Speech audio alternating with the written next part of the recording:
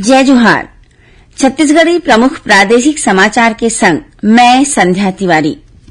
भारतीय विशिष्ट पहचान प्राधिकरण ह लोगन मन ला अपन आधार कार्ड में निःशुल्क ऑनलाइन संशोधन करे की मंजूरी दे दे हे। ये सुविधा 15 मार्च ले अवैया 14 जून तक सिर्फ माई आधार पोर्टल में निःशुल्क रही।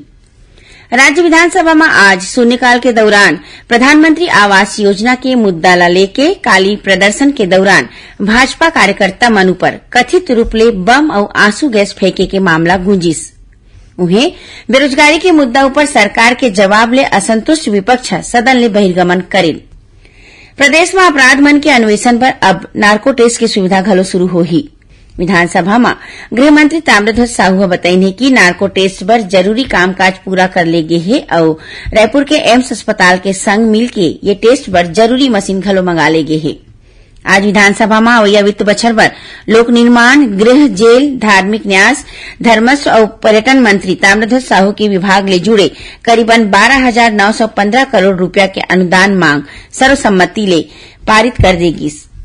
रायपुर के हिदायतुल्ला राष्ट्रीय विधि विश्वविद्यालय में काली ले 19 मार्च तक राष्ट्रीय मूट कोर्ट प्रतियोगिता के आयोजन करे जाही।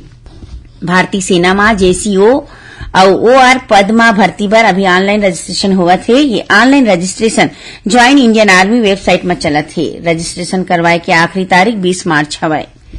आजादी के अमृत महोत्सव के तहत रायपुर के पंडित रविशंकर शुक्ल विश्वविद्यालय में इतिहास विभाग डहर ले काली ले 19 मार्च तक 3 दिवसीय राष्ट्रीय संगोष्ठी के आयोजन करे जाही।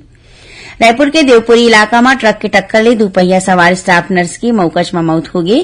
पुलिस ट्रक ड्राइवर ला गिरफ्तार कर ले है।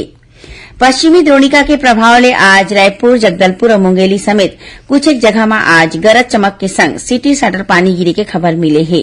और प्रयास आवासीय विद्यालय में अवैया शिक्षा सत्र के तहत जम्मो वर्ग के विद्यार्थी मन के 9वीं कक्षा में प्रवेश बर ऑनलाइन आवेदन 29 मार्च तक मंगाए गए हैं।